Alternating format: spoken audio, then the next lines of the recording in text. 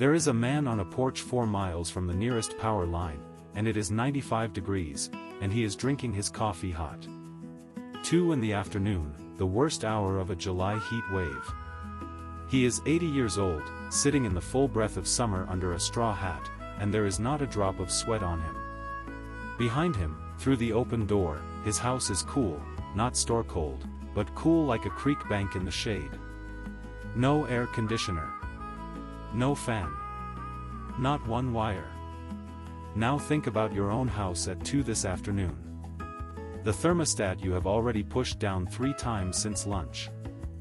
The machine outside groaning back to life, the meter spinning behind it, $300 between now and September, and the kitchen still feels like an oven by supper. That old man knows something you don't. And it is not one secret, it is a whole day, run differently, from sunrise to dark. My name is Jonas, and I am Amish. Every July, visitors wipe their foreheads and ask me the same question: how do you people stand it? So today I won't give you a lecture. I'll give you a day.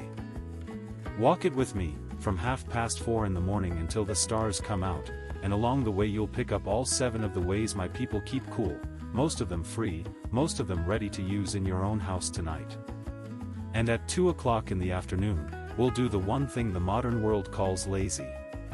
It is the most important thing on the list, it is the reason that old man is drinking hot coffee without a care in the world, and I promise you have it exactly backwards. But it won't make sense until you've walked the morning first. So, 4:30, and the kitchen window is still black. Why is my wife lighting the cookstove in the middle of the night, in the middle of July? Because of what that fire would do at noon. A wood cookstove running through a summer afternoon will hold a kitchen at 90 degrees until long after dark, and that heat crawls up into every bedroom in the house. So the baking happens now, in the cool dark, when the stove's warmth is welcome instead of hateful. By 6, the bread is out. And in the warm months, most families move the fire out of the house altogether. Behind many of our homes stands a little building we call the summer kitchen, and from June to September, all the canning and boiling happens out there, with the heat staying outdoors where it was born. The rule is one sentence long: if you don't want heat in your house, don't make it there. But the loaves come out at 6, and now comes the move that decides the entire day. At 7 o'clock, we shut the house. Every window, down. Both doors, closed. Curtains drawn across the south glass.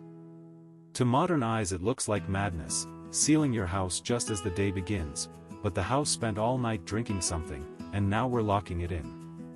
What exactly it drank, you'll see for yourself when the sun goes down. Hold that question.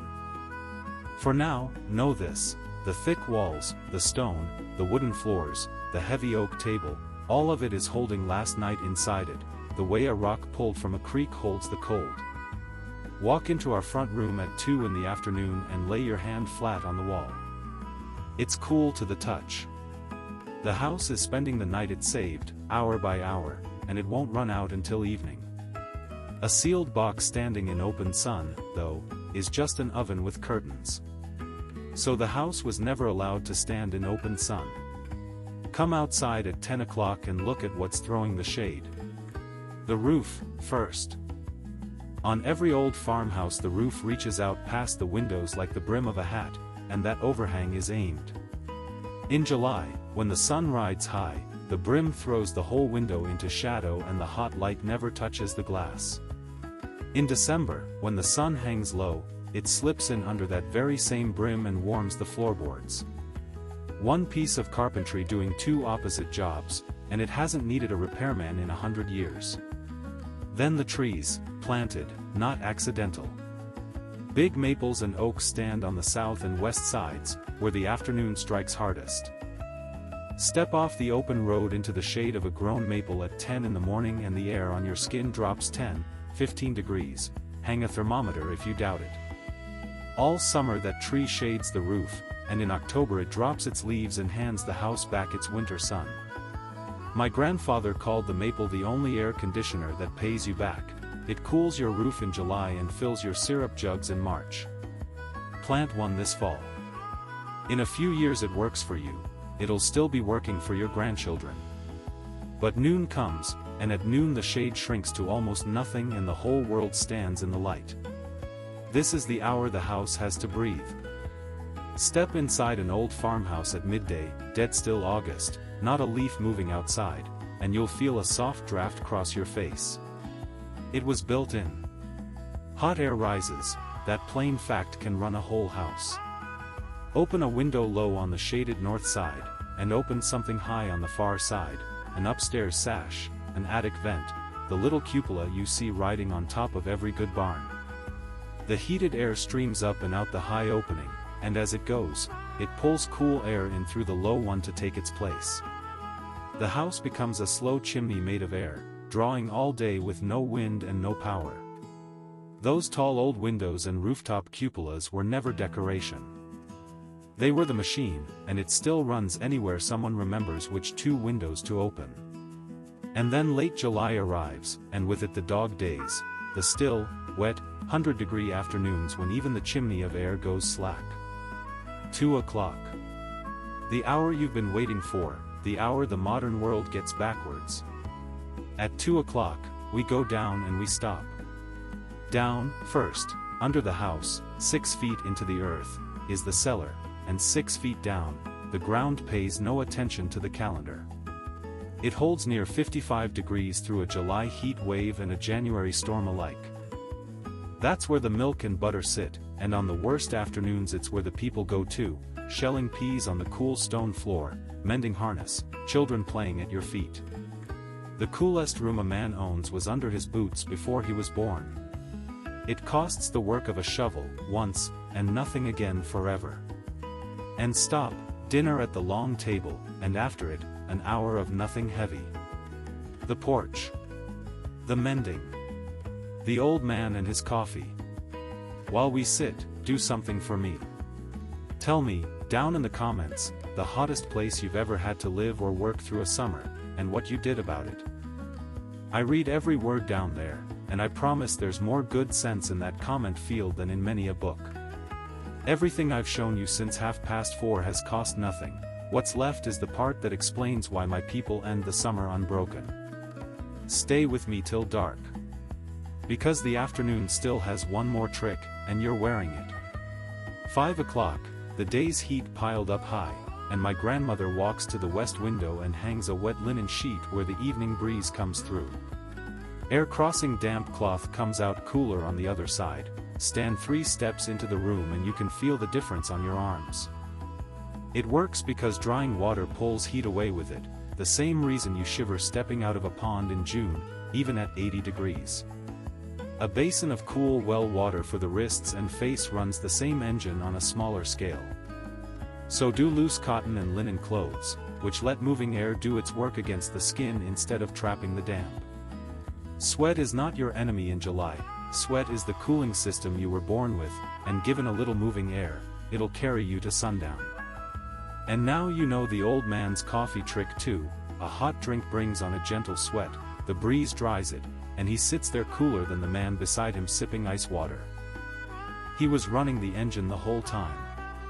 9 o'clock. The sun is gone, the outside air has slid down into the 60s, and now the morning's promise gets paid. We open the house. Every window, up. Both doors, wide. And all night long the cool pours through the rooms, and the walls and floors and that heavy oak table drink it in. This is what they drank, this is what the 7 o'clock lockup was saving all afternoon. The house breathes in all night, holds its breath all day. 2 moves at the right 2 hours, and the battle for tomorrow is already half won before you climb the stairs to bed. Now step back onto the porch, in the dark, and look at the whole day at once. Bread baked before dawn so the fire never fought the house. The house sealed at breakfast, spending its saved night. A hat-brim roof and a maple holding off the morning sun. 2 open windows breathing the noon heat out through the roof. The earth itself keeping the milk at 55. Wet linen and moving air cooling the skin you're wearing. And the house flung open at 9 to drink the night again. 7 moves, and not one of them is a trick. It is one system, and the system is this: you don't fight the sun. You move around it, you work when it's gentle, you rest when it's cruel, you catch the cool when it comes and hold it when it goes. The modern world runs one pace all day and buys a machine so it never has to bend. My people bend. At 2 o'clock we do exactly what 2 o'clock is for, and bending, we finish whole. That is what the man with the hot coffee knows. He isn't lazy. He is winning. 200 Julys, that system has carried us. Tonight it can start carrying you, with the simplest move of the 7. When the sun goes down this evening, open 2 windows, one low on the cool side of the house, one high on the far side. Let the house drink all night. Close it all at breakfast, curtains too, and then go touch your wall at noon, and come back and tell me in the comments what your thermometer said.